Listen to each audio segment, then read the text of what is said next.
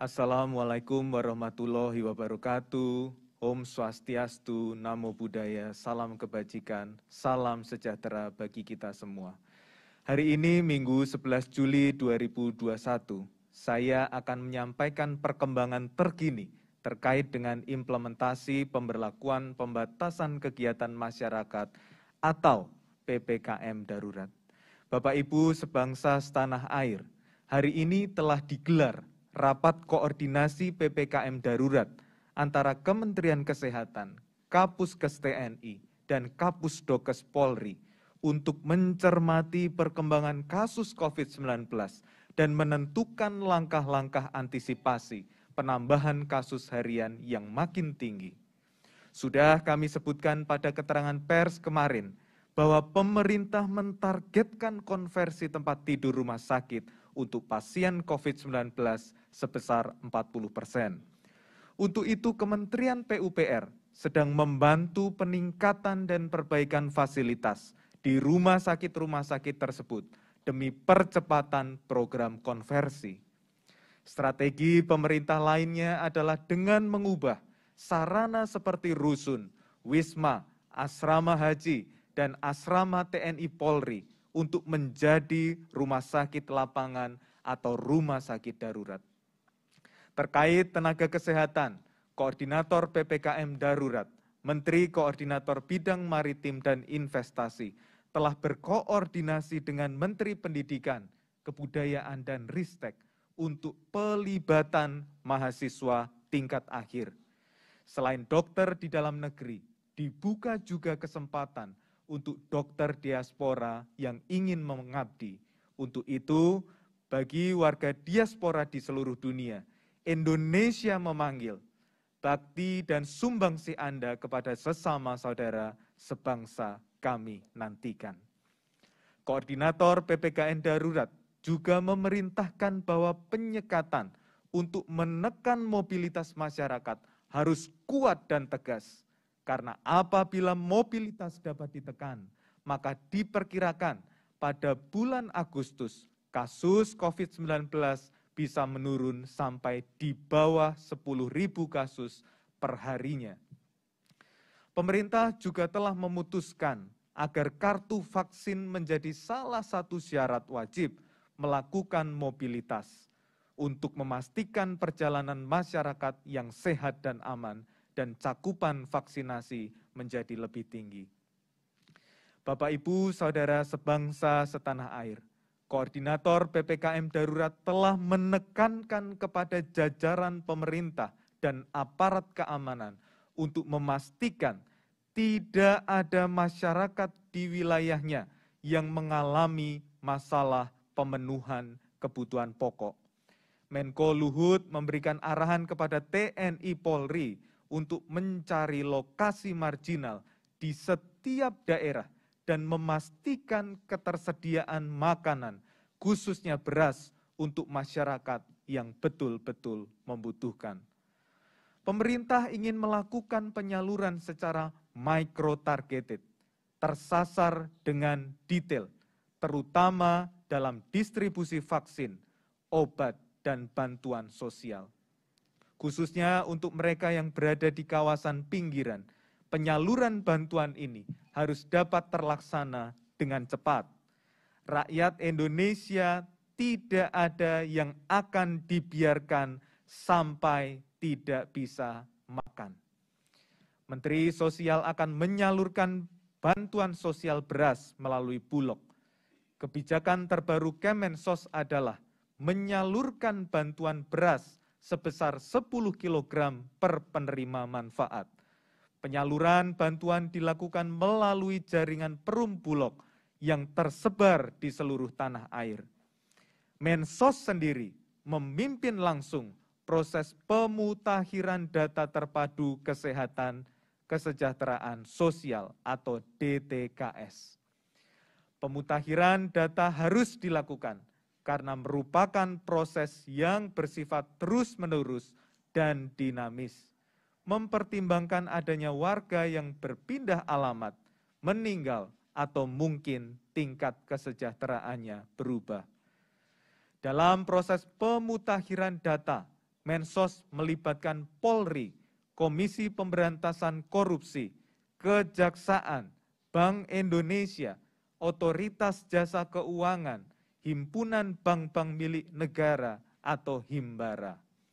Mensos memastikan proses pemutakhiran data berjalan transparan dan partisipatif dan dilakukan dengan dukungan teknologi digital sehingga selain lebih akurat juga diharapkan semakin cepat.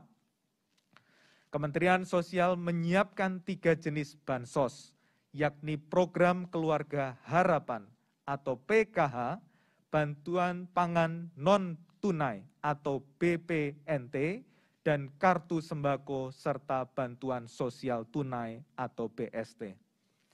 Sejalan dengan arahan Bapak Presiden Joko Widodo, program PHK yang menjangkau 10 keluarga penerima manfaat, pencairannya dimajukan pada triwulan ketiga, yaitu bulan ini, bulan Juli 2021.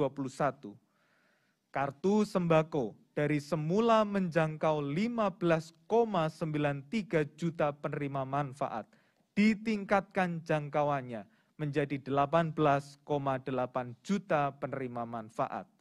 Kemudian untuk bantuan tunai yang menjangkau 10 juta KPM disalurkan selama 2 bulan, yakni Mei dan Juni, yang dibayarkan sekaligus 2 bulan pada bulan Juli ini. Penerima bantuan tunai adalah masyarakat terdampak pandemi yang sudah masuk dalam data terpadu kesejahteraan sosial atau DTKS yang tidak menerima PKH dan tidak menerima kartu sembako. BST merupakan bansos khusus yang disalurkan melalui jaringan kantor PT Pos Indonesia. Pemerintah mengalokasikan anggaran sebesar 13,96 triliun bagi 10 juta penerima manfaat PKH, 45,12 triliun untuk 18,8 juta penerima kartu sembako, dan 6,1 triliun bagi 10 juta penerima bantuan sosial tunai. Kemensos RI juga mengaktifasi dapur umum, menyediakan makanan siap saji untuk disalurkan dalam rangka mencukupi kebutuhan makanan bagi tenaga kesehatan dan petugas penjaga penyekatan PPKM di sekitar DKI dan wilayah penyangga. Di Jakarta sendiri, dapur umum Kemensos dipusatkan di Gedung Konvensi Taman Makam Pahlawan Nasional Utama, Kalibata, Jakarta. Di awal PPKM darurat, dapur umum ini rata-rata memproduksi 10.000 kotak makanan siap saji, sedangkan hari ini produksi makanan sudah mencapai 15.000 kotak makanan siap saji per hari.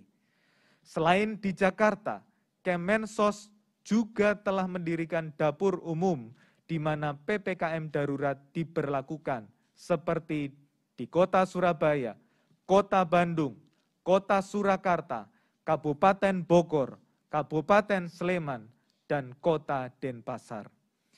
Bapak Ibu sebangsa setanah air, sekali lagi negara hadir. Tidak ada warga negara yang akan dibiarkan dalam kelaparan. Baik pemerintah pusat, pemerintah daerah, TNI Polri, relawan, dan kita semua akan memastikan bahwa pertolongan akan sampai kepada saudara-saudara kita yang betul-betul membutuhkan. Bapak Ibu sebangsa setanah air, kita patut bersyukur karena siang tadi kita baru menerima 3 juta lebih vaksin Moderna dari Amerika Serikat. Vaksin ini sudah disetujui penggunaannya oleh WHO dan Badan POM. Dan kebijakan Menteri Kesehatan adalah memberikannya kepada yang paling membutuhkan. Mereka adalah tenaga kesehatan yang sedang merawat 376.800 15 saudara kita yang sedang berjuang melawan COVID-19 per hari ini. Meskipun 100% tenaga kesehatan sudah menerima dosis lengkap, namun perlindungan tambahan ini membuat mereka akan semakin semangat meningkatkan angka kesembuhan. Hari ini saja kita membuat rekor baru lagi dalam kesembuhan. Saudara kita yang sembuh hari ini per jam 14.00 WIB adalah sebanyak 32.615 orang, naik sebanyak 4.054 orang dari angka kesembuhan kemarin di angka 28.561 orang. Namun sayang Bapak Ibu, kasus positif hari ini masih tinggi. Ada 36.197 kasus baru yang terkonfirmasi positif sejak kemarin sore sampai dengan siang ini. Dan 1.007 diantaranya tidak dapat kita selamatkan. Kami sangat menyesal dan berduka untuk keluarga yang ditinggalkan. Mari kita ketatkan lagi pertahanan kita melawan virus ini. Tetap di rumah, jauhi kerumunan, pakai masker double apabila harus keluar, dan pastikan cuci tangan dengan rajin dan rutin. Berkorban dulu dalam masa darurat ini, insya Allah lebih banyak nyawa akan kita selamatkan lewat tindakan-tindakan kecil kita. Bapak Ibu sebangsa setanah air, Hari Raya Idul Fitri, Hari Raya Idul Adha telah di depan mata. Kementerian Agama mengumumkan bahwa Hari Raya Idul Adha 1442 Hijriah 2021 Masehi jatuh pada hari Selasa 20 Juli 2021. Surat edaran Menteri Agama nomor 17 tahun 2021 sudah menetapkan teknis pelaksanaan kurban tahun ini. Mohon dapat dipelajari dan dilaksanakan. Tetap ibadah di rumah, takbiran di rumah, dan salat Idul Adha dilaksanakan di rumah masing-masing. Pengorbanan kita insya Allah akan berbuah amal dan pahala dan menurunkan penularan COVID-19 di Indonesia. Bapak, Ibu, Saudara sebangsa setanah air, amal satu lagi yang bisa kita lakukan, yakni mengikuti program vaksinasi. Daftar sekarang juga dan dapatkan hak Anda dilindungi dari COVID-19. Lebih dari 51 juta dosis vaksin COVID-19 sudah diberikan kepada 36,2 juta lebih masyarakat yang menerima dosis pertama dan hampir 15 juta orang yang menerima dosis kedua. Mari lindungi diri dan lindungi negeri. Dengan begitu kita yakin Indonesia bisa. Semoga Tuhan Yang Maha Esa melindungi dan memberkati bangsa Indonesia. Wassalamualaikum warahmatullahi wabarakatuh. Om Santi Santi Santi Om.